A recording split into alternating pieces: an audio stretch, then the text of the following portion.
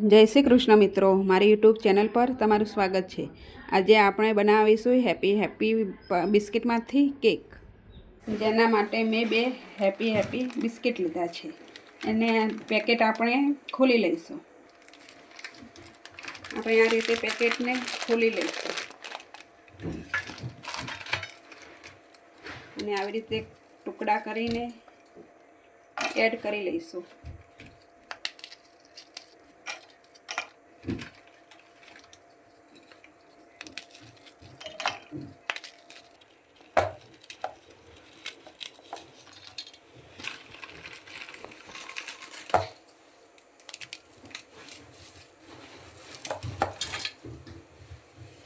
હવે આપણે આ મિક્સર જારને બંધ કરી લઈશું અને મિક્સરમાં દરી લઈશું।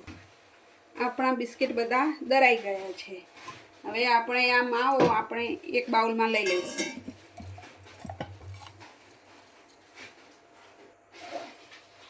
આપણે 50 ગ્રામ જેટલો મિલ્ક પાવડર એડ કરી લઈશું।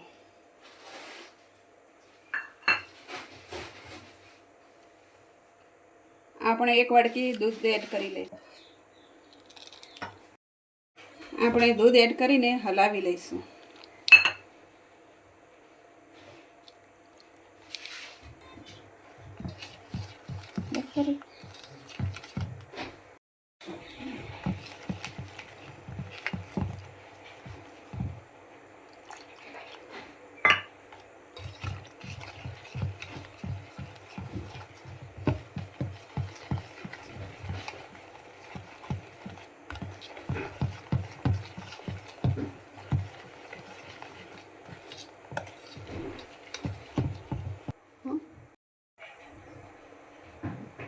આપણું બેટર સરસ તૈયાર થઈ ગયું છે। એમાં આપણે 1 ચમચી વેનીલા એસેન્સ એડ કરી લઈશું।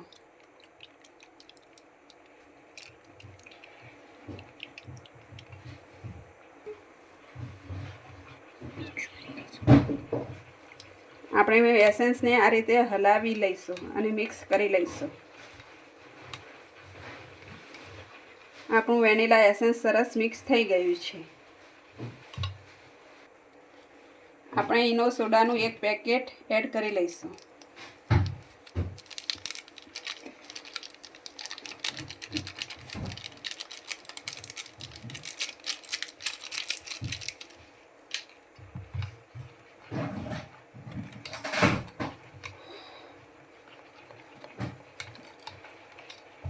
આવી રીતે હલાવીને ઇનો સોડા મિક્સ કરી લઈશું।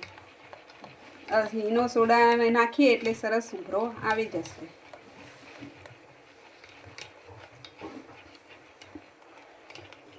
આપણું બેટર સરસ ફૂલી ગયું છે। આપણું બેટર સરસ તૈયાર થઈ ગયું છે। એને 5 મિનિટ રહેવા દઈશું અને કઢાઈને ગરમ કરવા મૂકી દઈશું। ગેસ ઓન કરી લઈશું અને એક તપેલી મૂકી દઈશું।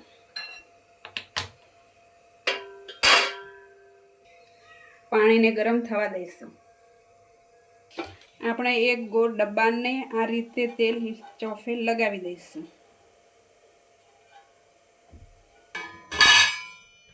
હવે આપણે ડબ્બામાં મિક્સ કરેલું મિશ્રણ એડ કરી લઈશું। આપણે આ ડબ્બાને ગરમ કરેલી તપેલીમાં મૂકી દઈશું અને પાણી અંદર ના જાય એટલે આ રીતે આપણે ઢાંકી દઈશું અને 30 મિનિટ સુધી કૂક થવા દઈશું। આપણે કેક તૈયાર થઈ ગઈ છે। હવે આપણે કેકને બહાર કાઢી લઈશું અને ઠરવા દઈશું। આપણી કેક શરીરમાં ચોંટતી નથી। આપણી કેક તૈયાર થઈ ગઈ છે। આપણી કેક હવે ઠરી ગઈ છે। એને ડબ્બામાંથી બહાર કાઢી લઈશું। તમે ગરમ ને ગરમ બહાર કાઢશો કેક તો એ તૂટી જશે। કેક આપણે ઠરી જાય એટલે આપણે બહાર કાઢી લઈશું। આવી રીતે ઠબઠબાવીને બહાર કાઢી લઈશું। હવે આપણે કેકને સ્પ્રિંકલ વડે અને જેમ્સ વડે સજાવી લઈશું। આપણે કેકને સ્પ્રિંકલ અને જેમ્સ વડે સજાવી લઈશું.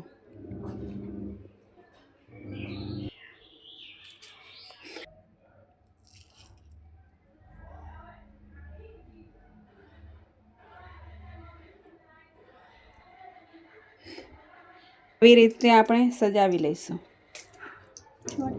આપણી કેક સરસ તૈયાર થઈ ગઈ છે. જો તમને મારો વિડીયો ગમ્યો હોય તો લાઈક કરજો, શેર કરજો અને સબસ્ક્રાઈબ કરવાનું ભૂલતા નહીં, જેથી મારા વિડીયોની નવી નવી નોટિફિકેશન તમને મળતી રહેશે.